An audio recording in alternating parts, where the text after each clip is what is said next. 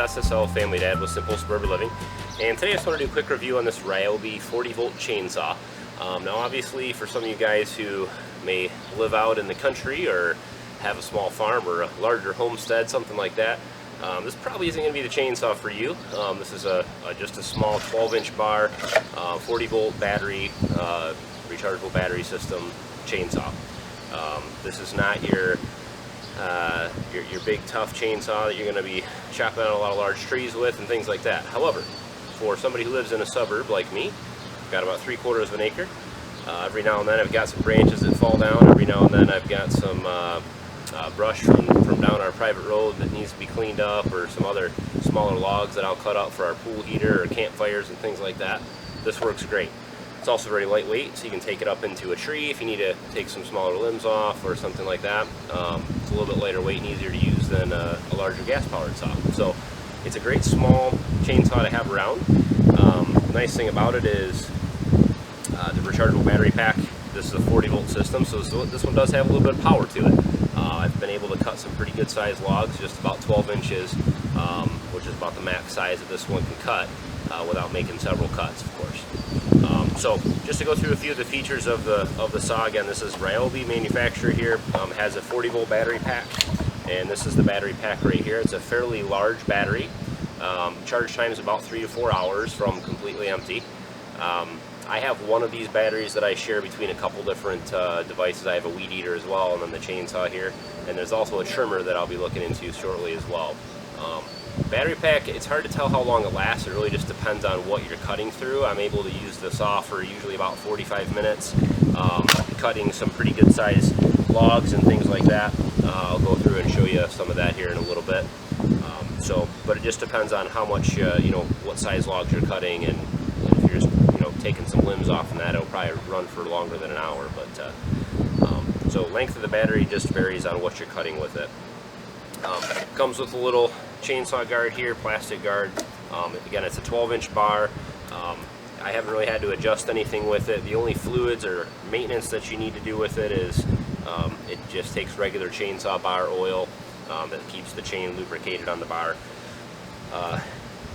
I haven't had to sharpen it or anything like that yet. I've had this saw for about a year. I've used it quite often and haven't had any trouble with it so far. So as far as operation of the saw itself, it has just a small trigger lock right here that you have to pull forward, and I'll show you a kind of close-up video of this as well.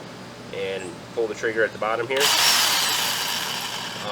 It has a couple different adjustments for the actual bar and the chain tension and that you can adjust. On the side here with a small turn knob, you can move the bar in and out to tighten the chain up if it gets loose. So that's really the majority of the features of the saw itself. And I'll actually go through and show you some demonstrations of some cutting, and then we'll wrap up the video with kind of an overall out of 5 stars, what I would give this product on an overall review basis here.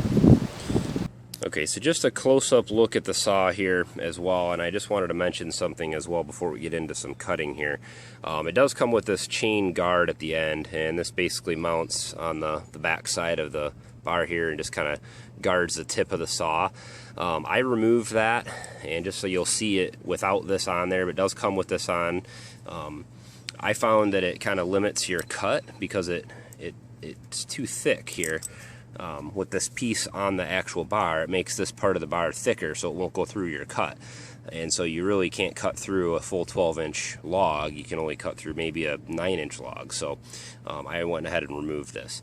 Again, if that is a safety feature, I haven't really seen how it makes it safer, I guess, but you're responsible for your own actions with that. But I found it to be a little easier with that removed. So, and then also I wanted to show this as a close-up.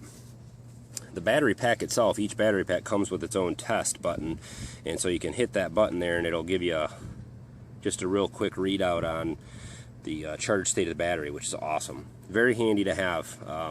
Nice thing about this too is that this charge system is one of the only ones I've used where it doesn't the chainsaw doesn't get less powerful as the battery gets lower and lower. This thing holds a full charge and it runs at full speed until it's done, and then it just stops and it will not work anymore. You'd have to go charge the battery. So like I said, that just depends on how much you're cutting with it, but real nice little chainsaw. I've been real happy with it. There are some other brands out there. They make 12-inch chainsaws. Most of them are 18 volt. They come in the little packages and that. This one's a little bit more powerful, so that's why I chose this. So I'll go ahead and show you here some of the logs we're cutting through, and the logs that I am cutting is this is real wet stuff. This just got cut down this winter, and it's real wet. So, but it still chews through pretty good. So I'll go ahead and show you how that goes.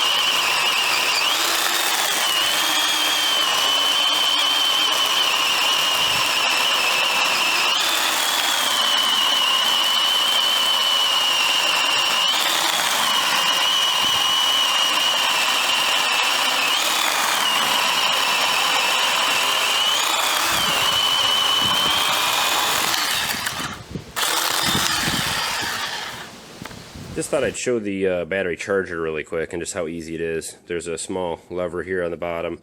You push, pull the battery out, and then it just slides onto the charger, and that's that. The charger's been really nice. I mean, I haven't had any issues with anything. Battery actually stayed out here in the garage in the winter, and didn't see any issues with that either. Generally, I recommend taking your batteries inside, but our garage stays above freezing most of the time unless it gets real cold here in Michigan, so I usually leave batteries out here, but I didn't see any decrease in the charging of it or the runtime of the battery after this winter from last year. So, but like I said, battery, if it's completely dead, it might take 4 hours to charge. Sometimes a little bit less, just depends on temperature outside as well, but real easy to use, and I absolutely love the battery indicator on the battery itself. So if you have the batteries out, or you have a couple of them with you, or if you take this out, when you're not around the house, you can easily just test to see which battery's full, which battery's dead, and how much juice you have left in it. So. Alright, so all in all, the Ryobi 40 volt electric chainsaw has been a great product. Like I said, I've had about a year to use it. I use it quite often, just cutting up some small branches and limbs and things that fall down, and like I said, I've got some of these logs from around the subdivision here that fell down this winter, and this thing works great. So one of the reasons I chose an electric saw over a gas saw, I could have gotten a small 2-cycle chainsaw as well. I'm kind of a fan of electric products. The reason I like to go with electric products is because electricity is one of the only sources of energy that I can produce here myself. Solar panels, wind generators, I have a generator, things like that. I know that I can always charge this, I can always power this. I can't produce my own gasoline, and I can't produce my own 2-cycle oil and things like that.